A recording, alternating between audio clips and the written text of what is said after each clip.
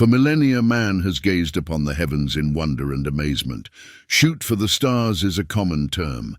This ambition of humans to strive constantly to new beyonds has prompted some of the greatest inventions in human history.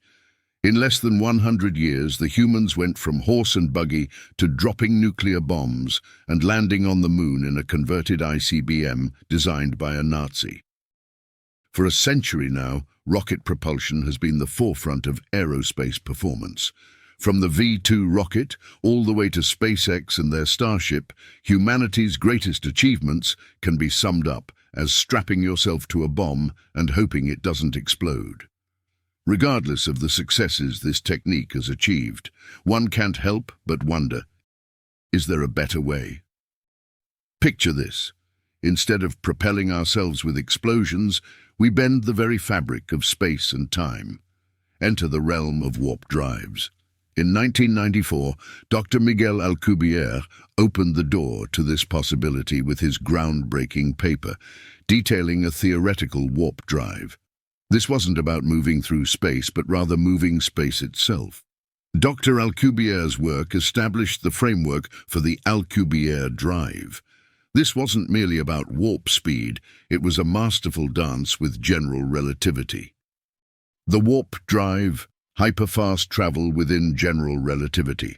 It is shown how, within the framework of general relativity and without the introduction of wormholes, it is possible to modify a spacetime in a way that allows a spaceship to travel with an arbitrarily large speed. By a purely local expansion of space-time behind the spaceship and an opposite contraction in front of it, motion faster than the speed of light, as seen by observers outside the disturbed region, is possible. The resulting distortion is reminiscent of the warp drive of science fiction.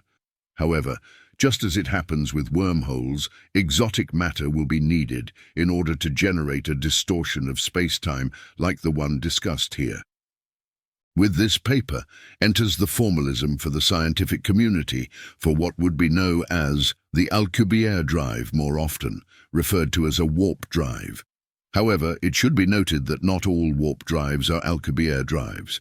In general relativity, space-time curvature tells matter and energy how to move, and matter and energy distributions tell space-time how to curve.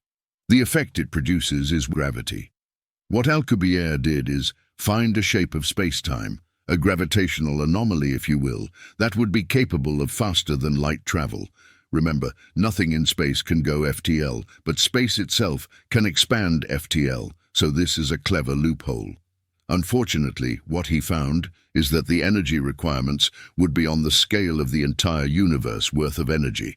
Not only that, you would also need an equivalent amount of negative energy. Then José Notario stepped in. He wrote a 2001 paper in response to Alcubierre titled Warp Drives with Zero Expansion. It is commonly believed that Alcubierre's warp drive works by contracting space in front of the warp bubble and expanding space behind it.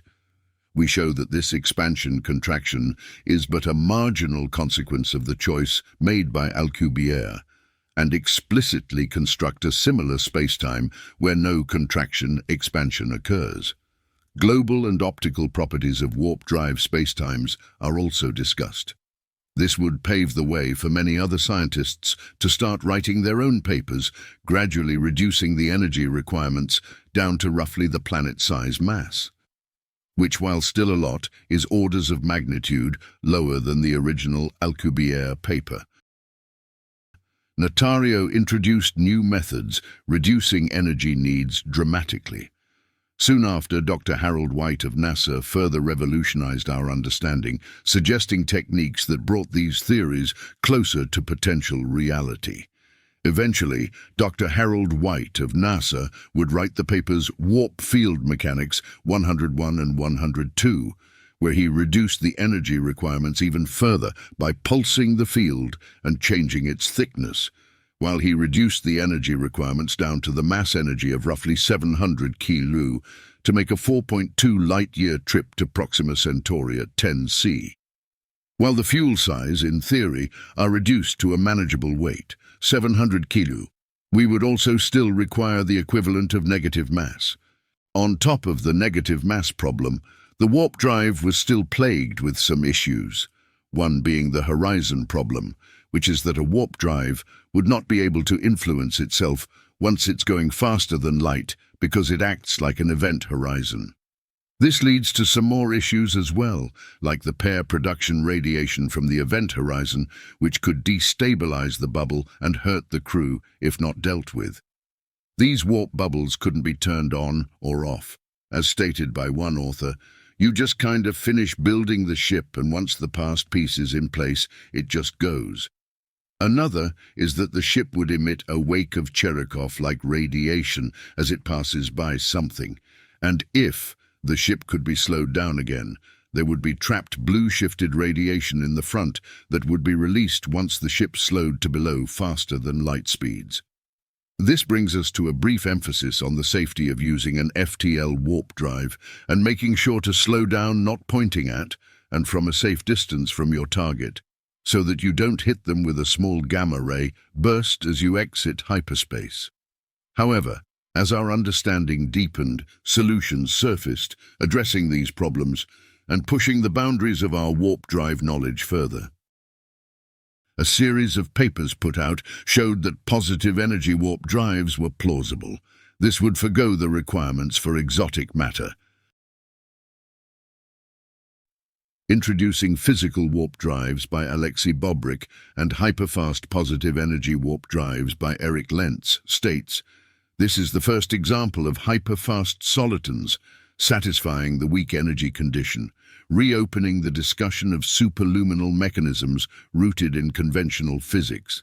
The findings of Lentz 2021-19 run against the common wisdom of the warp drive literature to that point, and the proofs set forth in Ulum 1999 and Lobo and Ampi Crawford 2003, stating that any superluminal spacetime must violate the WEC via violations of the null energy condition, NEC. The WEC, or weak energy condition, is a requirement in general relativity that all time-like observers must view positive energies densities. The Casimir effect is an exception to this rule, more on this later. In essence, Lentz proposes a unique geometric matrix based more on geometry that would allow for the creation of a warp bubble capable of arbitrary speeds, while just using positive energy, no exotic mass required. A sentiment which Lavinia Heisenberg and her colleague Sean Fell would resonate heavily with in their paper Positive Energy Warp Drive from Hidden Geometric Structures. Warp drives in Einstein's general theory of relativity provide a unique mechanism for manned interstellar travel. It is well known that the classical superluminal soliton spacetimes require negative energy densities, likely sourced by quantum processes of the uncertainty principle. It has even been claimed by few that negative energy densities are a requirement of superluminal motion. However, recent studies suggest this may not be the case. With this new interpretation, it becomes a relatively simple matter to generate solitonic configurations within a certain subclass that respect the positive energy constraint. Using this newfound interpretation, a superluminal solitonic spacetime is presented that possesses positive, semi-definite energy. A modest numerical analysis is carried out on a set of example configurations, finding total energy requirements 4 orders of magnitude smaller than the solar mass. Extraordinarily, the example configurations are generated by purely positive energy densities, a tremendous improvement on the classical configurations. The geometrical interpretation of the Eulerian energy thus opens new doors to generating realistic warp fields for laboratory study and potential future manned interstellar travel. The energy densities discussed in CISIC 3.4 could easily be reduced to more manageable scales by minimizing the curvature of the shift vector potential. One could even utilize computational power to search for configurations that minimize the energy density while maximizing the central shift vector magnitude. These results are extremely exciting. They shed new light on physically realistic superluminal warp drives and brightens the future of manned interstellar travel. Inspired by these new advancements in the field, positive energy density for the Alcubierre warp field equations, using an RF-driven dielectric resonant cavity. By chance, Glenn, we show that the use of a resonant cavity filled with a lossy dielectric, we can overcome the negative energy density requirement in Alcubierre's warp field equations. By using an imaginary part equal to or greater than the real part in the shaping function, we generate a positive, non-exotic energy density requirement to generate and sustain the warp bubble necessary to transport a craft through space. We have established mathematically that there exists the potential to realize a positive required energy density in order to warp space-time. By using a complex shaping function where the imaginary part is greater than the real part, the solution to the expression for the required energy density is positive. This ultimately makes it feasible to selectively bend space-time for the purposes of propelling a craft. In addition to the negative/exotic mass problems, the horizon and acceleration problem mentioned earlier were also addressed the recent papers, warp drives, rest frame transitions, and closed time-like curves by Barak Shoshani, which states, "It is a curiosity of all warp drives in the Notario class that none allow a free-falling passenger to land smoothly on a moving destination, for example a space station or an exoplanet, as we demonstrate here. This has implications on the hypothetical practical usage of warp drives for future interstellar travel, but also raises more fundamental issues regarding the relationship between superluminal travel and time travel. We present a modification to the Notario warp drive using a non-unit lapse function, as in the ADM formalism, that removes this pathology. We also provide a thorough geometrical analysis into what exactly a warp drive needs to be able to land or transition between rest frames. This is then used to give generic and explicit examples of a spacetime containing two warp drives, such that the geodesic of an observer traveling along one and then the other naturally forms a closed, time-like curve. This provides a precise model for the connection between faster-than-light travel and time travel in general relativity. Resolution of the horizon problem in the Alcubierre warp drive by Gianluca Perniciano. A solution of general relativity is presented that describes an Alcubierre propulsion system in which it is possible to travel at superluminal speed while reducing the energy density and energy by an arbitrary value and eliminating the event horizon for superluminal motions which would have otherwise led to explosion of the spaceship.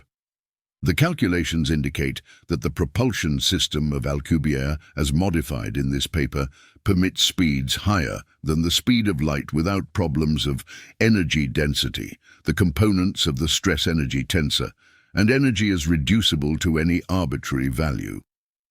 The event horizon is removed and the ship can be handled without problems. The speed of the warp bubble reaches a value between 10, 100 and 1,000 times that of light, and the instability of the warp bubble, Hawking radiation feedback, is eliminated, something that would have otherwise led to the explosion of the ship, while the operational safety concerns still persist.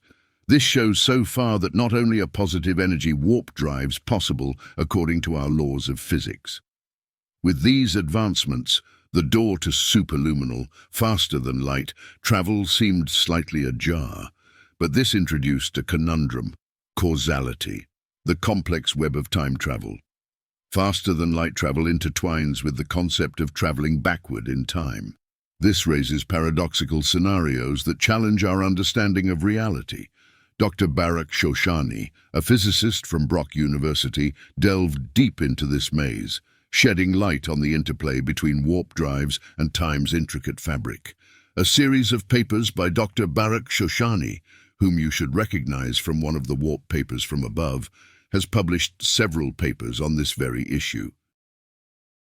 Time Travel Paradoxes and Multiple Histories states, We introduce a simple mathematical model for a spacetime with a time machine and suggest two possible multiple histories models, making use of branching spacetimes and covering spaces respectively.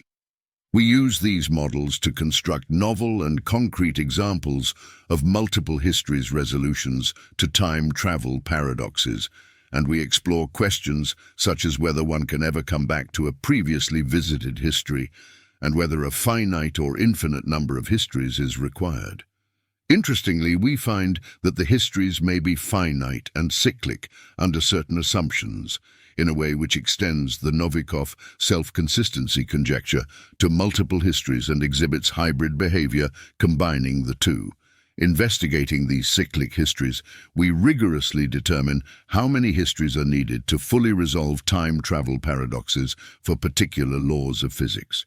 An infinite number of histories is certainly sufficient. However, we also showed that a finite number of cyclic histories is sufficient within our particular model, producing a variation of Novikov's conjecture which spans multiple histories. This scenario contains closed causal curves, unlike traditional multiple histories resolutions, while also allowing time travelers to actually change the past, unlike Novikov's conjecture over only one history. Therefore, it provides a good middle ground between the two. Multiple histories are, in our opinion, the most compelling of the existing approaches for resolving time travel paradox. Hawking's conjecture simply prevents time travel from happening in the first place, while Novikov's conjecture allows time travel, but in an extremely limited way, where the past cannot be changed and the time traveler cannot exercise their free will. If either conjecture is true, it would make life much less interesting. In contrast, the multiple histories approach allows changing the past, and at least the illusion of free will, thus making the universe considerably more exciting. In addition, it challenges many fundamental notions in mathematics, physics, and philosophy, and opens up stimulating new avenues of research. Yet there is surprisingly little literature about it. Furthermore, our presentation in this paper of a novel approach, the cyclic multiple histories approach, which extends the Novikov conjecture to multiple histories and exhibits hybrid behavior characteristic of both the Novikov conjecture and multiple histories, may provide new and interesting ways in which time travel paradoxes can be discussed and analyzed. These ideas were further explored in his next paper, Wormhole Time Machines and Multiple Histories, which he adds, we define the space-time topology and geometry of the model, calculate the geodesics of objects passing through the time machine, and prove that this model inevitably leads to paradoxes which cannot be resolved using Novikov's conjecture, but can be resolved using multiple histories. Our new results provide more substantial support to our claim that if time travel is possible, then multiple histories or parallel timelines must also be possible. Time travel paradoxes and entangled timelines. In this paper, we propose such a mechanism within the framework of unmodified quantum mechanics, also known as the Everett or many worlds interpretation. The timelines in our model are emergent, like the worlds of the Everett interpretation. They are created by quantum entanglement between the time machine and the environment. Therefore, we call them entangled timelines, or ECTCs. As the entanglement gradually spreads out to additional systems, the timelines spread out as well, providing a local and well-defined alternative to the naive branching timelines picture often presented in the literature. Our model differs from Deutsch's familiar DCTC model and improves upon it in several important ways. Our model can describe any finite number of timelines as long as they are cyclic. That is, the final timeline is linked back to the first one via the correlation operator T. Additionally, our model is mostly conceptual, with qubit states serving as placeholders for real physical states. And again, with a reminder from warp drives, rest frame transitions, and closed time-like curves, Shoshani's most recent paper, as of October 2023. In this paper, we have identified analyzed and solved a problem that, to our knowledge, plagues all warp drives previously studied. If, sometime in the far future, warp drives could actually be constructed and used for interstellar travel, then they would most likely need to perform some kind of rest frame transition, as we have described here. Otherwise, the object being carried by the warp bubble would need to be equipped with its own rockets or other conventional forms of propulsion in order to match velocities with the destination. The concept of rest frame transition also gives stronger backing to the widely accepted belief that superluminal travel allows for time travel.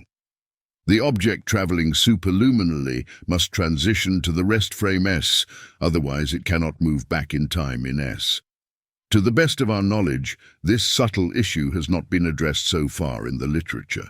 In this paper, we have shown that this issue can be resolved using our new class of warp drives with rest frame transitions, and even provided for the first time an example of a double warp drive geometry that explicitly contains closed time-like geodesics.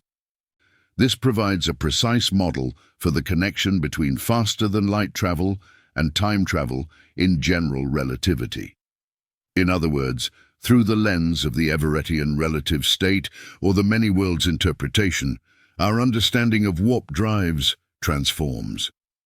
It's not just about moving faster than light. It could be about traversing different realities. To gain deeper insights on this concept, we must now turn to the work of renowned physicist Sean Carroll, who in his recent papers explores the connection between the many worlds of quantum mechanics and general relativity. Basing his work in that of Ted Jacobson, who himself was inspired by Jacob Bekenstein, Carroll paints us a picture of a finite cyclical multiverse that is very reminiscent to that suggested by Shoshani. With this first paper, let us think of our universe as being a large black hole, and the other universes being other branches of the black hole's wave function.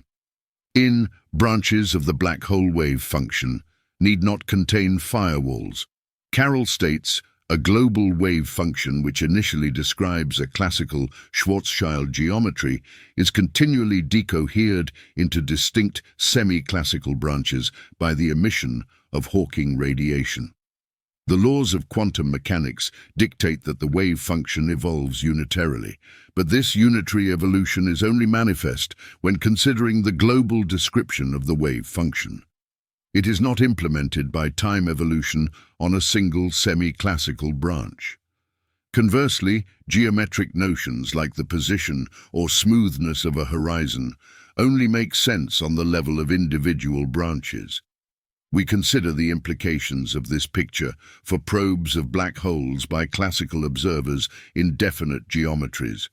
We argue that individual branches can describe semi-classical geometries free of firewalls, even as the global wave function evolves unitarily.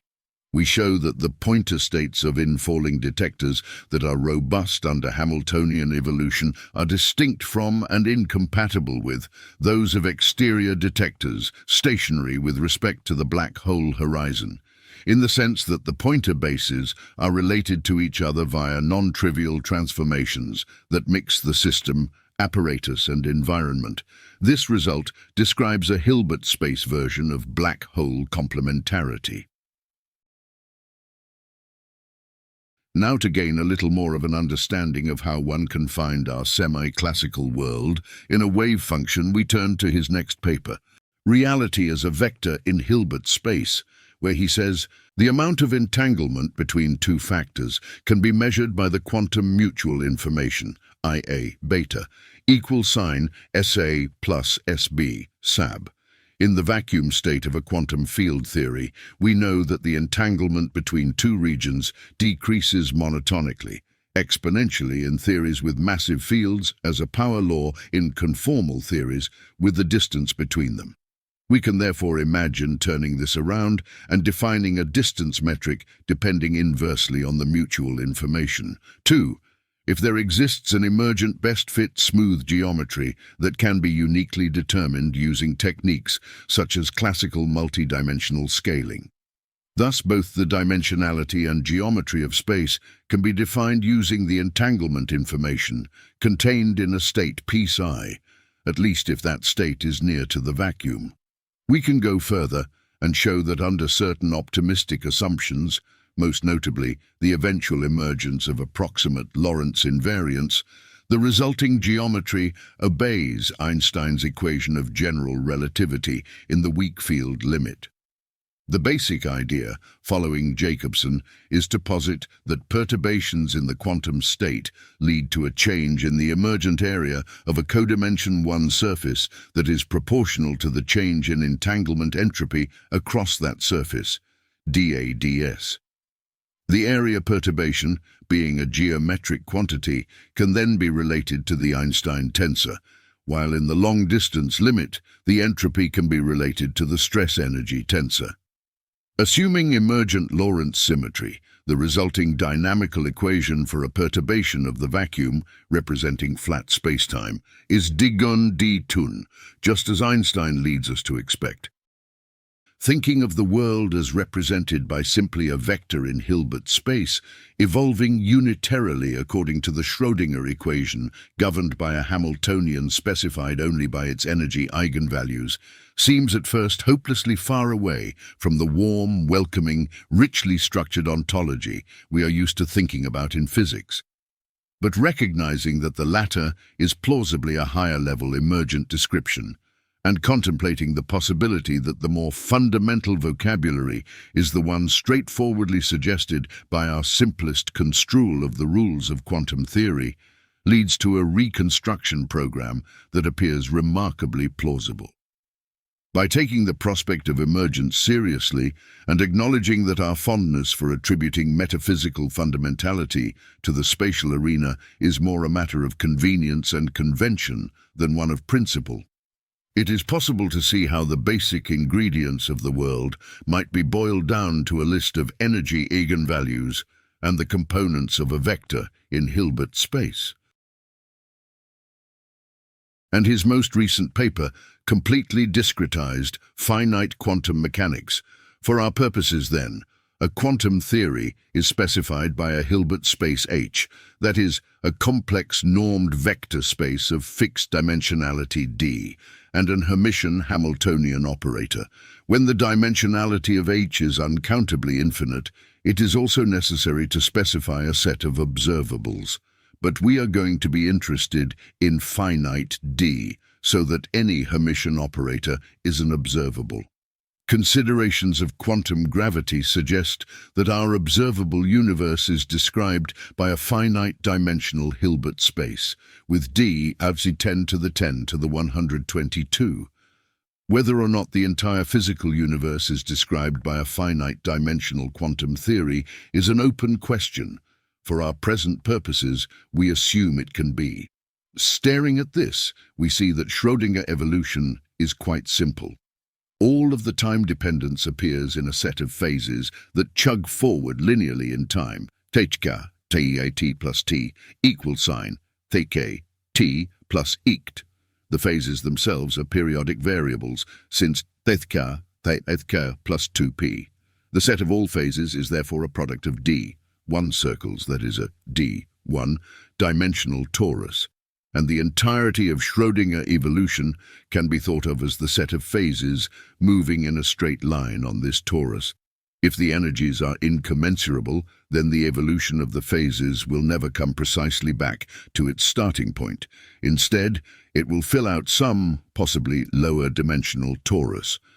But if the energies are all commensurable, then the evolution will be exactly periodic, describing a one-dimensional closed curve, topologically a circle, within the torus of phases. Note that n is likely to be extremely large, being the least common multiple of d, 1 integers, where the dimension of Hilbert space is plausibly d10 to the 10 to the 122. We have been implicitly relying on the Everettian approach to quantum mechanics. In this approach, the quantum state is taken as a comprehensive representation of reality, unlike hidden variable theories, and it always evolves according to the Schrödinger equation, unlike objective collapse models. The apparent collapse of the wave function during quantum measurement is explained by the process of decoherence, which splits the quantum state into mutually non-interacting branches that subsequently evolve as independent worlds. In appropriate circumstances, these worlds can be approximated well by classical evolution. A finite-dimensional Hilbert space is compatible with an emergent spacetime that takes the form of de Sitter space, a cosmological spacetime with a positive vacuum energy. Classically, de Sitter can be foliated into space-like surfaces with either finite or infinite volume, but it is possible that this classical picture is overly naive. In the quantum context, what matters is that de Sitter space has a horizon with a Gibbons-Hawking entropy proportional to its area measured in Planck units. De Sitter is also a maximum entropy state, so that entropy should be approximately equal to the logarithm of the dimensionality of Hilbert space inside the horizon. This is the origin of the idea that the dimensionality of the Hilbert space describing our observable universe is d 10 to the 10 to the 122. And in the context of horizon complementarity, it is plausible that the degrees of freedom inside and on the horizon are all the degrees of freedom there are, so that only a finite-dimensional Hilbert space is required for the theory as a whole. We can furthermore sketch a picture in which emergent space expands from a Big Bang, beginning to a larger cosmological spacetime, by positing that a collection of initially unentangled degrees of freedom are gradually brought into an entangled group defining space and its ingredients at a fixed time. We therefore have recurrence. Anything that happens once will happen an infinite number of times in the future and has happened an infinite number of times in the past. In other words, we can think of the finite multiverse as a sort of hyperdimensional torus made up of timelines that, in a way which extends the Novikov self-consistency conjecture to multiple histories and exhibits hybrid behavior combining the two. We can see how this directly reflects the work of Barak-Shoshani, noted on earlier about superluminal travel and paradoxes. Now, to tie this idea back of black hole-like timelines of the multiverse that do not contain firewalls, i.e., information can escape them, one now has to ask, how exactly can one escape from a black hole? For this, we turn to Yuri Eroshenko, whose paper, Escape from a Black Hole with Spherical Warp Drive, says that warp drives are indeed the answer. In this paper, a class of the warp drive, type metrics, is proposed in the form of spherical and plane waves or shells. In particular, these metrics can describe the passage of spherical warp drive. Type metrics is proposed in the form of spherical and plane waves or shells. In particular, these metrics can describe the passage of spherical warp drive through the horizon of a black hole from the inside out. In this metrics, non-singular evolution of physical fields is possible, which is demonstrated by examples of scalar, vector, and fermion fields. The passage of a warp wave through the fields is accompanied by soliton-like configurations, kinks. The limiting case of Planck-scale warp drive can lead to the evaporation of singularities inside black holes with the escape of particles and information into outer space, and the EPR equals warp drive conjecture can also be proposed. Thus, formally, the reverse engineering method allows one to build a warp drive flying out of the black hole. In the concept of a warp drive in general relativity, motion only looks like superluminal to an external observer when compared with motion in Minkowski space. But in fact, the warp drive's motion is not superluminal. Locally, their movement is always subluminal. In this paper, we have shown that the warp drive also makes it possible to fly out of the black hole in the direction of increasing radius in a finite proper time of the warp drive. We considered the exit of a spherical warp wave, concentric with the horizon of a black hole, but apparently the specific configuration of the warp drive does not matter in principle. An interesting but still highly hypothetical possibility is the appearance of warp drive solutions on the Planck scale. Such microscopic warp drives could be born near the black hole singularity and fly out of the black hole, which would give a new channel of singularity evaporation and the black hole's evaporation itself. Another hypothetical possibility is the exchange of superluminal signals between spatially separated quantum objects. This exchange could be responsible for some cases of quantum entanglement between objects. This leads to the complement of the known EPR equals ER conjecture by the EPR equals warp drive conjecture. If ER equals EPR, wormholes equals entanglement, and WD equals EPR, warp drives equals entanglement, might we extend this to say what WD equals ER, i.e., that warp drive metrics could be viewed as wormholes?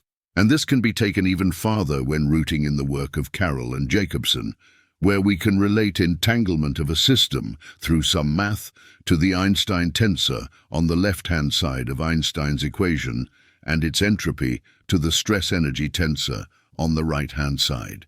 This is because the entanglement entropy of a quantum system is always proportional to its area. This in essence renders general relativity as a semi-classical approximation of a quantum system. Not your traditional quantum gravity, this is often viewed as a form of entropic gravity. See Carroll's work on this for more detail. We can now definitely see through the papers above that a warp drive, when analyzed through a many-worlds interpretation, is actually something with much more profound implications, a vehicle that is capable of traversing as the multiverse. As we peer into this vast sea of 10 to the 10 to the 122 possible worlds, two pressing challenges arise. How can we muster the immense energies required to build such a vehicle? And how do we navigate this vast multiverse without losing our way? Humanity stands at the precipice of profound discovery. With continued research, dedication, and imagination, we might one day sail not just among the stars, but among universes. This is the first in a series of video that will explore this topic more in detail. We have only briefly touched on each of the papers here. In the future, we will go into more detail on some and explore into new ones as we explore the profound implications discussed here today and explore what challenges must be overcome as humanity slowly but surely passes the baton from the world of physicists to engineers. Thank you for watching and stay curious.